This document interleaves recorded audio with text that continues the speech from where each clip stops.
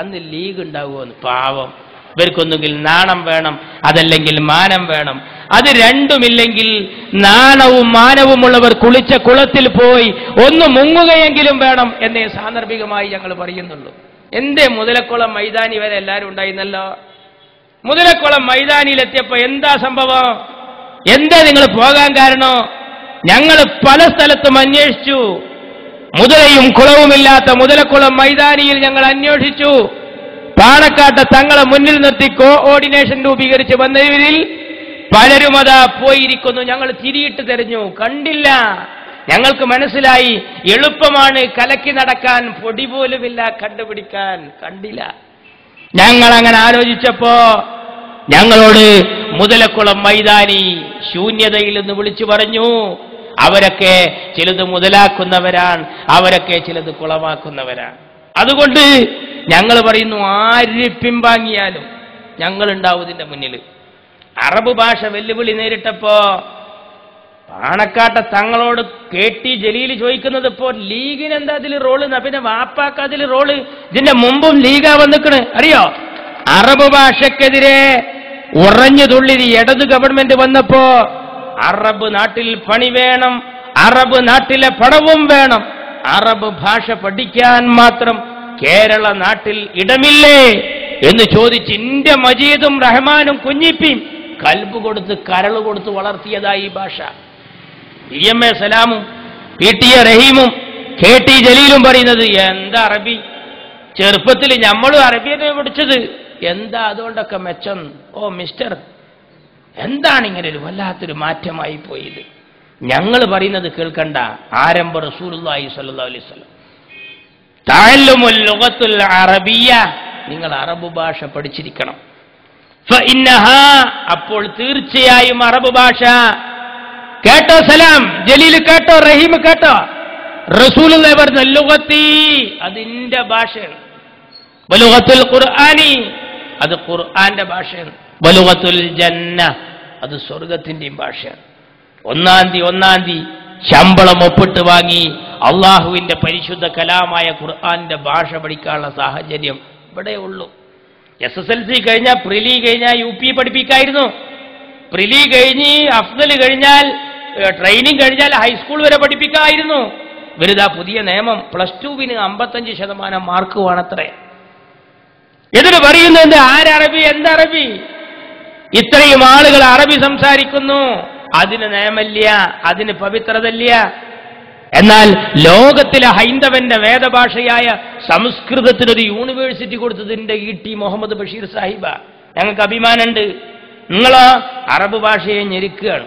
എന്നിട്ടോ ഫ്രഞ്ച് ഭാഷയ്ക്ക് വേണ്ടി കാലിക്കറ്റ് യൂണിവേഴ്സിറ്റിയിൽ ഒരു പ്രത്യേകമായ ചെയർ. ഫ്രഞ്ച് കേരളത്തിൽ ആരാ പറയല്? മന്ത്രി സുധാകരൻ എനിക്ക് പറയാന്നല്ലാതെ ഞാൻ കേട്ടിട്ടില്ല. മൂപ്പര് പിന്നെ അനങ്ങിയ ഫ്രഞ്ചാണ്, നേരത്തെ ഇവിടെ സൂചിപ്പിച്ച പോലെ.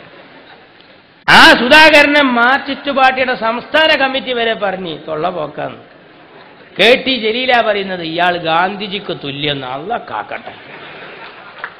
കാസർഗോഡ് ജില്ലാ കരിക്കുലം കമ്മിറ്റി ഇറക്കിയ പുസ്തകമുണ്ട്.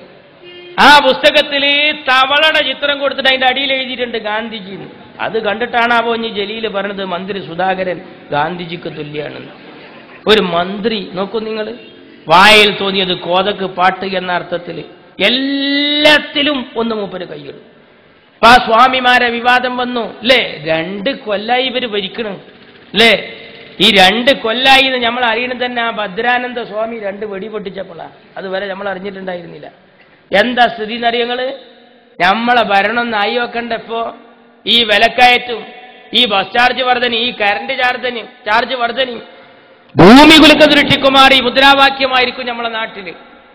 ഇപ്പൊ കണ്ടങ്ങള് ഞങ്ങളെ ഭരണാംഗങ്ങൾ ഞങ്ങളെ കുഞ്ഞാലിക്കുട്ടിയുടെ കോലം കത്തിച്ചിട്ടുണ്ടാവും, ഉമ്മൻചാണ്ടിയുടെ കോലം കത്തിച്ചിട്ടുണ്ടാവും, എത്ര ജീപ്പ് കത്തിച്ചിട്ടുണ്ടാവും, ഈ നാടെത്ര കുളമാക്കിയിട്ടുണ്ടാവും. നിങ്ങൾക്കെതിരെ സമരം നടത്താൻ, കോലം കത്തിക്കാൻ വകുപ്പില്ലായിട്ടോ മണ്ണെണ്ണ കിട്ടായിട്ടോ വൈക്കോലില്ലായിട്ടോ അല്ല, ഞങ്ങൾ യഥാർത്ഥത്തിൽ നിങ്ങളെ കോലം കത്തിക്കാത്തത്. അച്യുതാനന്ദനൊക്കെ എന്തൊരു കോലാണുള്ളത്, എങ്ങനെ അതിനെ കത്തിക്കുക? ഓ, കേരളത്തിന്റെ മുഖ്യമന്ത്രിയാണത്രേ. ആലോചിക്കണം നിങ്ങൾ. ഞങ്ങളെ ഭരണമായിരുന്നുവെങ്കിൽ ഈ രാജ്യത്ത് നിങ്ങൾ എന്തൊക്കെ ആക്കുമായിരുന്നു? നിങ്ങളുടെ ഭരണമല്ല എന്നുള്ളതാണ്, നിങ്ങളുടെ ഭരണമാണ് എന്നുള്ളതാണ് ഞങ്ങൾക്കൊരാശ്വാസമായിട്ടും യഥാർത്ഥത്തിൽ ഇവിടെ ഉള്ളത്. ഞാൻ ചോദിക്കുന്നു, ആ ഇടതുപക്ഷ ഗവൺമെന്റിൽ നിന്ന് എന്താണ് നമ്മൾ പ്രതീക്ഷിക്കേണ്ടത്? അവര് സമുദായത്തെ കയ്യിലെടുക്കാൻ വേണ്ടി ഓരോ ഭാഗത്തും ഓരോ തന്ത്രങ്ങളും ആവിഷ്കരിച്ച് മുന്നോട്ട് പോയിക്കൊണ്ടിരിക്കുക. ചരിത്രത്തിൽ ആദ്യമായി ഞങ്ങൾ ഹജ്ജ് ഹൗസ് നിർമ്മിച്ചില്ലേ എന്നാ ഒരു ചോദ്യം. ചരിത്രത്തിൽ ആദ്യമായി ആജ്യമാരെ പൊളങ്കിയതും നിങ്ങളല്ലേ? അത് മറക്കാൻ പറ്റുമോ? എന്താണ് ഹജ്ജ് ഹൗസിന്റെ കാര്യത്തിൽ നിങ്ങളുടെ നിലപാട്? ഹജ്ജ് ഹൗസ് ഉദ്ഘാടനം ചെയ്തുകൊണ്ട് അച്യുതാനന്ദൻ പറഞ്ഞത് ഹാജിമാർക്ക് ഈ വർഷം പുതിയ അനുഭവം ഉണ്ടാകുന്നതാണ്. നല്ല അനുഭവമല്ലേ ഉണ്ടായത്? സാധാരണ ഹാജിമാരുടെ അനുഭവം ജംറത്തുൽ അഖബന്റെ അവിടെ പോയാൽ ഷെയ്ത്താനെ അങ്ങോട്ട് കല്ലെറിയലായിരുന്നു. ഇക്കുറി പോകുമ്പോൾ തന്നെ കടവത്തൂർ വെച്ച് ഷെയ്ത്താൻ ഇങ്ങോട്ട് കല്ലെറിഞ്ഞു എന്നുള്ളത് വല്ലാത്തൊരു അനുഭവമാണ്. എന്നിട്ടോ ഞങ്ങൾ അഹമ്മദ് സാഹിബൈക്ക് 2 കോടി കൊടുത്തിടോ, 2 കോടി. എന്റെ കുഞ്ഞാലിക്കുട്ടി സാഹിബൈക്ക് 1 കോടി കൊടുത്തു. ഹാജിമാരെ സ്വതക്ക 1 കോടി. കൊണ്ടോട്ടി മണ്ഡലം യൂത്ത് ലീഗ് കൊടുത്തു 64 ലക്ഷം. TK ഹംസാഖദീക്ക് 1 തേങ്ങ കൊടുത്തിക്കണങ്ങ സങ്കടം ഉണ്ടായിരുന്നില്ല, 1 തേങ്ങ. എന്നിട്ട് പറയാ നമ്മളെ ഹജ്ജ് ഹൗസ്. ഉംറക്ക് പോയ അബ്ദുള്ള കുട്ടിനോട് വിശദീകരണം ചോദിച്ച നിങ്ങൾക്ക് എന്താ ഹജ്ജ? നിങ്ങൾ ഈ രാജ്യത്ത് മുസ്ലിങ്ങൾക്ക് വേണ്ടി പലതും നടത്തിയപ്പോ കണ്ടോ? ഞാൻ ഇന്നലെ അത്ഭുതപ്പെട്ടു. വെളിയങ്കോട് ഭാഗത്ത്, അതേപോലെ പുൽപ്പറ്റയിൽ വേറൊരു നോട്ടീസ്, സമൂഹ നോമ്പ് തുറ DYFI നോമ്പ് വരാൻ പോവാ. ചരിത്രത്തിൽ ഉണ്ടായിട്ടുണ്ടോ അങ്ങനെ? ഇന്ത്യൻ എക്സ്പ്രസ് ഈയിടക്കടുത്ത് എഴുതി TK ഹംസ മഞ്ചേരിയിൽ തോറ്റതിന് ശേഷമാണ് ആദ്യമായി ചരിത്രത്തിൽ ഈദുൽ ഫിത്തറിന് ദേശാഭിമാനിക്ക് അവധി കൊടുത്തത്. ഇവിടെ മുസ്ലിങ്ങളെ കയ്യിലെടുക്കാൻ വേണ്ടിയിട്ട് സമൂഹ നോമ്പ് തുറ. കഴിഞ്ഞൊല്ലുണ്ടായിരുന്നു വളാഞ്ചേരിയിൽ, ചങ്ങരംകുളത്തുണ്ടായിരുന്നു. കുറ്റിപ്പുറം ഗ്രാമപഞ്ചായത്തിന്റെ എളിയ ഉപാധ്യക്ഷൻ എന്ന നിലയിൽ ഞങ്ങളെ ഓഫീസിലെ ചില ഉദ്യോഗസ്ഥന്മാർ പറഞ്ഞു, ഒന്ന് നോമ്പ് തുറയണം, നേരത്തെ പോകണം തന്നെ, പോയിക്കോളി തന്നെ. നേരത്തെ പോകണുണ്ട്. നമ്മളൊന്ന് പിന്നാലെ പോയി നോക്കി. മഗ്‌രിബ് ബാങ്കോട്ട് കൊടുത്തിട്ടില്ല, കുറെ ആളാണ്ട് പോണുണ്ട്, കുറച്ചാളുണ്ട് വരുന്നുണ്ട്. ഞങ്ങൾ ചോദിച്ചത് എന്ത് കഥ? അത് നേരത്തെ വന്നവരെ നേരത്തെ ഒഴിവാക്കാത്തവരെ വല്ലാത്തൊരു നോമ്പ് തുറ. എന്റെ മാർക്സിസ്റ്റ് നിങ്ങളൊക്കെ നോമ്പ് തുറ നടത്തിയ ഈ രാജ്യത്തെ മുസ്ലിങ്ങളെ കയ്യിലെടുക്കാൻ വേണ്ടി എന്തൊക്കെ തന്ത്രങ്ങളാണെന്നറിയോ? നിസ്കാര തൊഴിലാളി യൂണിയൻ ഒരു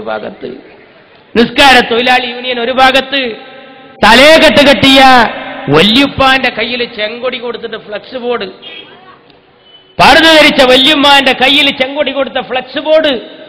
എന്താ ഈ ചിഹ്നങ്ങളോട് നിങ്ങളെ നിലപാട്? തലേകെട്ടിനോട് വല്ല സ്നേഹമുണ്ട് നിങ്ങൾക്ക്? തലയെടുപ്പുമായി തലേകെട്ടുമായി ഉയർന്നു നിന്നൊരു മഹാനുണ്ടായിരുന്നു കേരളത്തിൽ, എന്റെ ഖായിദുൽ ഖൗം സയ്യിദ് അബ്ദുറഹിമാൻ ബാഫഖി തങ്ങൾ. ആ തങ്ങളെ തലേകെട്ടിനെ ചൂണ്ടിയിട്ട് നിങ്ങൾ പറഞ്ഞത് ഇന്നും ഈ മലയാള മണ്ണിനെ മറക്കാൻ കഴിയോ? എന്താ പറഞ്ഞത്?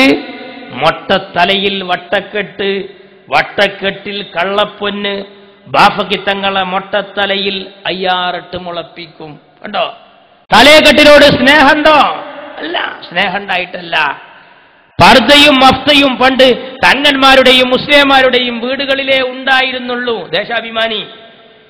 എന്നാൽ ഇന്നത് കേരളത്തിൽ വ്യാപകമായിരിക്കുന്നു. ഇതെന്തോ താലിബാനോ?